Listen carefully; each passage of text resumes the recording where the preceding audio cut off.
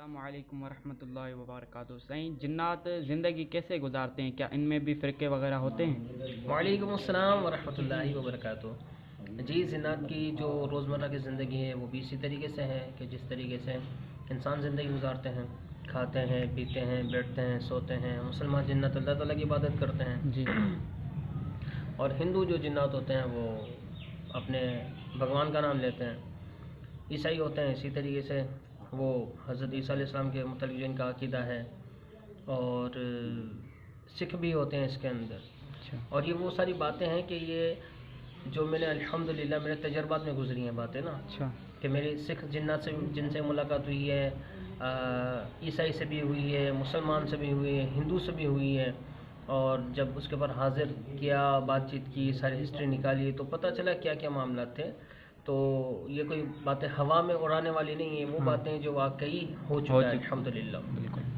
اچھا، دوسری بات یہ ہے کہ یہ کھانا پینا بھی ہے، سونا جاگنا بھی ہے، سارے معاملات ہیں۔ ان کی بھی آپس میں شادیاں ہوتی ہیں، وہ بھی محبت کرتے ہیں، وہ بھی نفرت کرتے ہیں آپس میں۔ ان کے بھی خاندان بنے ہوئے ہوتے ہیں، ان کے خاندانوں میں بھی جھگڑا چلتا ہے، ان کے خاندانوں میں بھی جھگڑا چلتا ہے، سارے معاملات وغیرہ ہوتے ہیں۔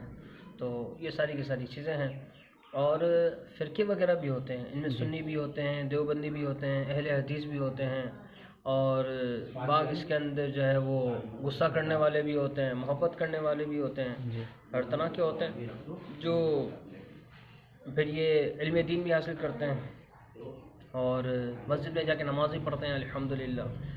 تو پوری ایک ان کا سسٹم ہے، نظام ہے الحمدللہ، وہ چل رہا ہے۔ یعنی وہ نماز جہاں انسان پڑھتے ہیں وہیں پڑھتے ہیں، جہاں مسلمان لوگ پڑھتے ہیں مسجد وغیرہ میں، تو وہیں پڑھتے ہیں نا نماز، یا ان کی کوئی الگ جگہ مخصوص ہوتی ہے جنات کی؟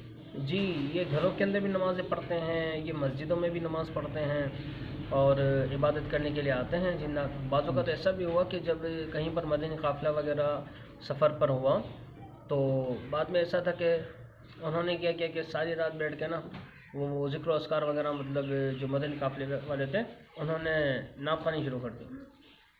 تو اب چونکہ رات دیر ہو چکی تھی، اب نیا نیا جذبہ ہوتا ہے نا کہ چلو یار ماشاءاللہ اللہ کی راہ میں نکلے ہیں تو ساری رات عبادت کریں گے۔ جی، تو بعض ہوتے ہیں جو جدول کی پابندی نہیں کرتے، ٹائم ٹیبل کی پابندی نہیں کرتے، تو بہرحال انہوں نے کیا کیا کہ ساری رات انہوں نے تقریباً رات کا اکثر حصہ نعت خوانی وغیرہ میں گزارا۔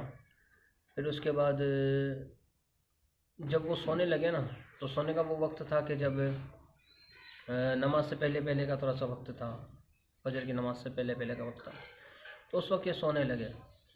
پھر اس کے بعد جو ہے نا وہ جنات نے ان کو سونے نہیں دیا، اچھا، اور ان کو مارنا پیٹنا شروع کر دیا۔ تو انہوں نے پوچھا، پھر کسی بندے سے بلوایا گیا، پوچھا گیا، جب اس واقعے کا خلاصہ عرض کرو تو جب اس سے پوچھا گیا کہ بھئی کیا ہوا، تو انہوں نے کہا بھئی ہم یہاں پر کرتے ہیں عبادت، اور ہم بھی الحمدللہ رب العالمین مولانا الیاس قادری کا مرید ہیں۔ یہ کس نے کہا؟ جنات میں سے کہ ایک جن نے کہا کہ ہم بھی مولانا الیاس قادری دامت برکاتہ عالیہ کے مریدین میں سے ہیں، اور ہم یہ بات کریں گے کہ بھئی جب انہوں نے آپ کو ایک ٹائم ٹیبل جو جدول دیا ہے نا، اس کی انہوں نے پابندی نہیں کی، تو اس وجہ سے سونے کے وقت پہ سونا ہونا چاہیے، بیٹھنے کے وقت پہ بیٹھنا ہونا چاہیے، عبادت کے وقت پہ بھی عبادت ہونی چاہیے۔ اور مولانا الیاس قادری دامت برکاتہ عالیہ فرماتے ہیں کہ راتوں کو دیر تک جو ہے نا وہ بڑے آواز سے نعت خوانی وغیرہ نہیں کرنی چاہیے، پھر لوگوں کی سونے میں، اٹھنے میں، بیٹھنے میں خلل پڑتا ہے۔ اسی طریقے سے جو ہے وہ چھوٹے بچے ہوتے ہیں، ان لوگوں کی نیندیں ڈسٹرب ہوتی ہیں، ان کی وجہ سے ان کی جو والدین ہیں، ان کی بالخصوص والدہ ہیں، ان کی نیند ڈسٹرب ہوتی ہے۔ تو یہ سارے کے سارے معاملات ہیں۔ اسی طریقے سے جب ہم راتوں کو دیر تک جاگتے ہیں اور اپنی عبادت وغیرہ کرتے ہیں تو عبادت بھی ایسی کرنی چاہیے کہ کسی اور مخلوق کو بھی تکلیف نہ ہو، کیونکہ جنات بھی اللہ تعالیٰ کی مخلوق ہے نا، تو اس کی بھی عبادت کا ہم نے خیال کرنا ہے۔ تو ہم نے سونا بھی اس طریقے سے ہے کہ اسے کوئی پریشانی نہ ہو، ان کی عبادت وغیرہ کی جگہ ہو، تو ہمیں تھوڑا سا وہاں سے ہٹ کے سونا چاہیے۔ مزید اس کے اوپر گفتگو ہے، کہاں سونا چاہیے، کس جگہ نہیں سونا چاہیے، کیا معاملات ہیں، تو ایک الگ ڈیپ ہے۔ السلام علیکم ورحمۃ اللہ وبرکاتہ۔